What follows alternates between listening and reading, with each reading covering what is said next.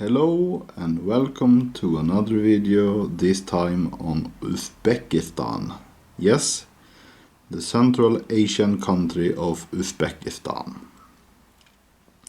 Now, after the collapse of the Soviet Union in 1991, Uzbekistan continued to use the Soviet/Russian ruble until 1993, when the Soʻm or Soʻm currency was adopted.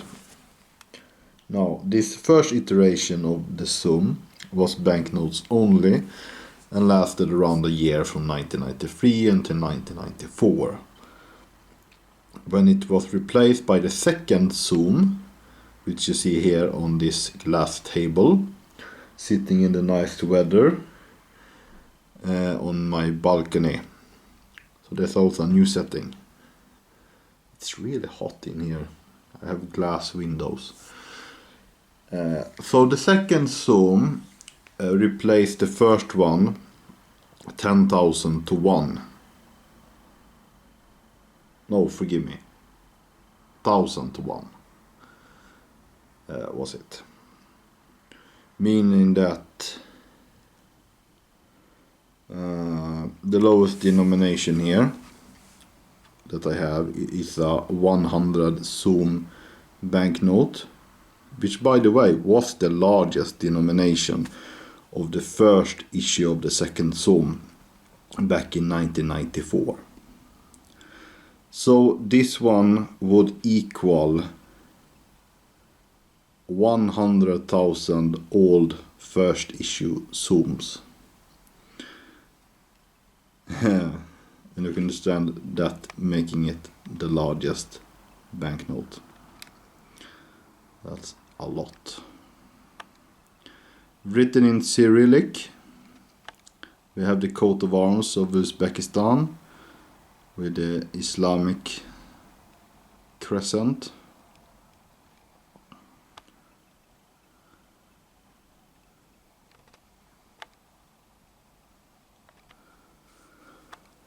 Uzbekistan being an Islamic country, I don't recall the language.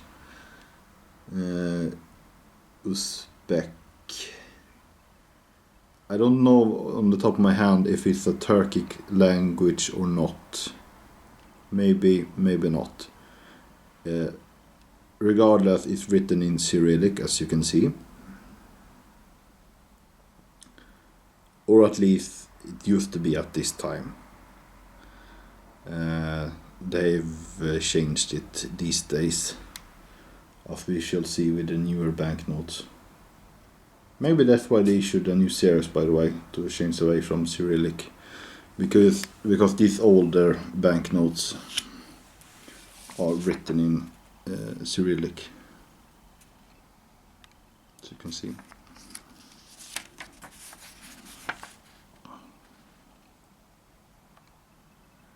Some important building, parliament building perhaps. 100 Soʻm. Of the first issue of the second Soʻm, issued in 1994, the Soʻm was subdivided into 100 tivins.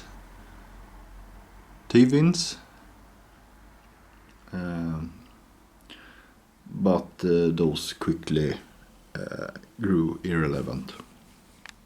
One tiving equaling 10 old Soʻms, first Soʻms, if I calculated correctly.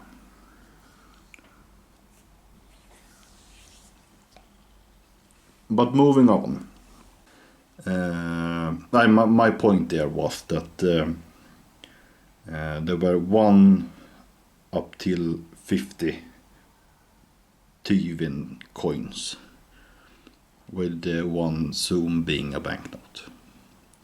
But that would eventually change just a few years later, when a new series of banknotes was issued, along with new coins, including the first one and 5 and even 10 Soʻm coins being minted along with this 200 Soʻm banknote in 1997. These are both demonetized. They were only demonetized in 2020, I believe, but they had grown irrelevant since far back by that point. Also really interesting artwork they have on these. The Soʻm. Yes, 200. You might be wondering, what's the exchange rate to this? I will be getting to it. Because this, at least when changed for Western currency, these are utterly worthless. Well, now they're demonetized, but even before then they were utterly worthless. Here we have 500 Soʻm. It's small, it's a bit, or is it? Oh wait, it's the same size. I thought it was a bit smaller first. So this one, 1999, so it's 2 years newer than the 200 Soʻm. The same design. What's the 200? Or similar, the same style of design. Now, is that the warlord Timur? Tamerlane? Perhaps.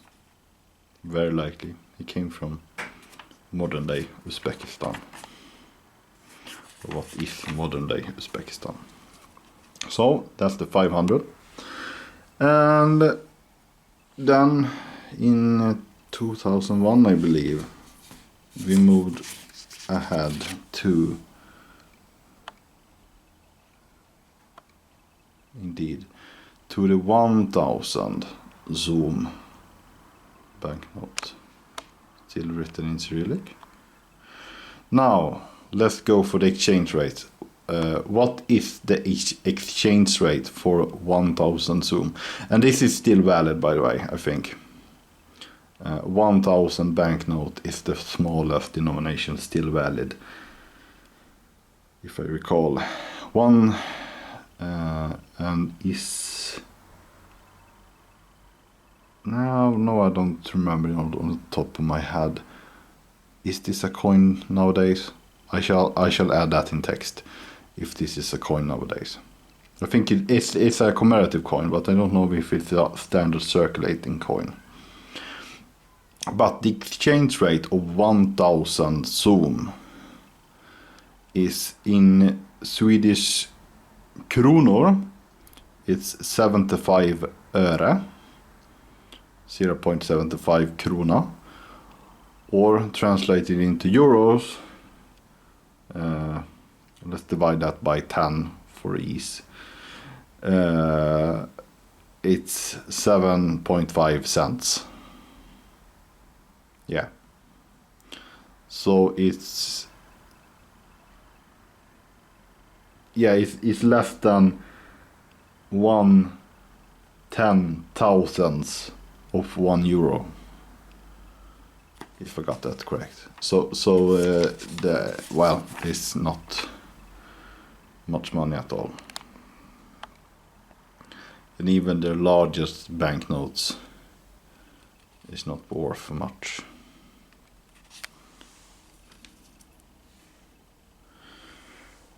So in 2021, a new series of banknotes, can compare them, were issued.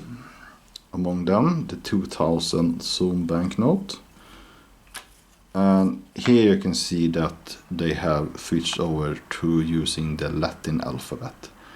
Uzbekistan Respublikasi Markasi Banki. You can really see all the loan words.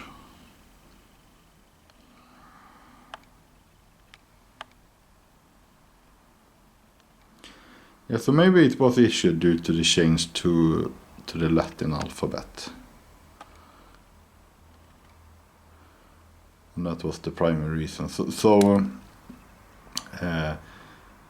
This new series replaced all the other banknotes except the 1000, if I read correctly, the 1000 banknote.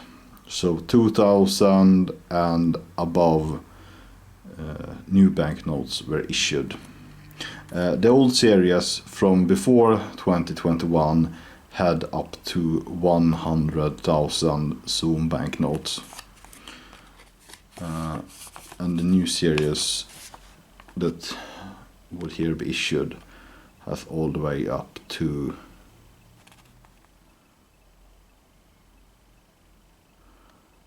there you can see it, so to 200,000. But there is nothing between 100,000 and 200,000 banknotes, so it's just straight up the double. No 150,000 banknote. So yeah, so that's that.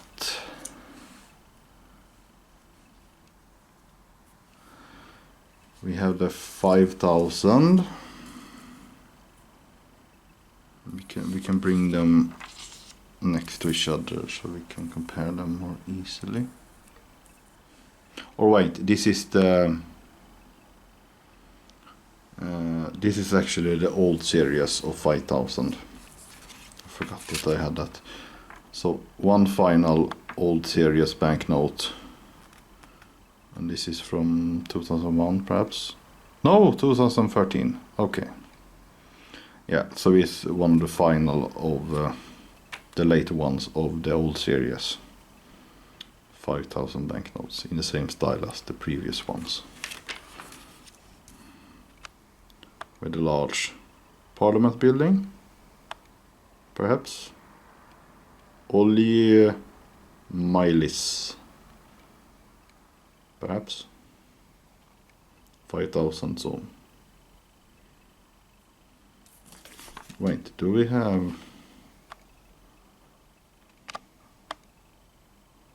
Yeah, this one also has Latin alphabet in the old style. Okay, so the new style weren't the introduction of the Latin alphabet then. Okay. Then I guess they just wanted to introduce a new one. But you can see that they both have the same style. 1997 and 2013, but they just switched the alphabet in between them.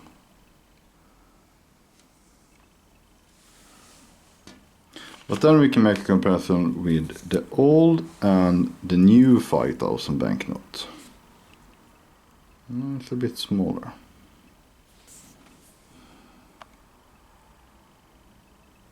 This one issued in 2021.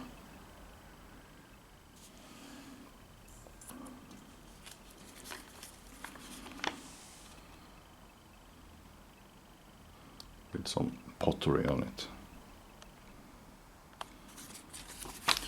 Rather easy, non-complicated design. Feels modern.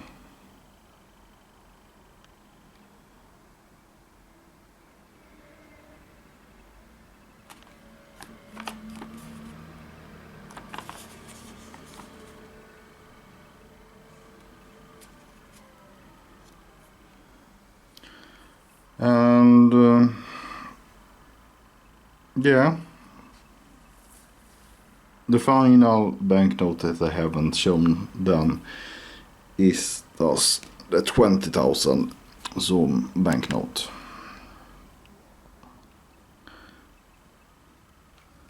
This one equaling 15 Swedish kronor, I believe. So it's a bit above €1.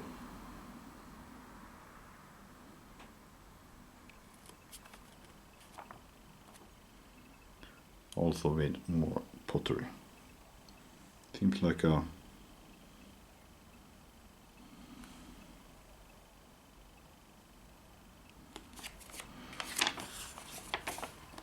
reoccurring design. Now some old city ruins perhaps. A lot of old civilizations in Central Asia. And like I said, the highest denomination is 200,000, equaling 10 times this amount. That will say 150 Swedish kronor, or a bit under €15.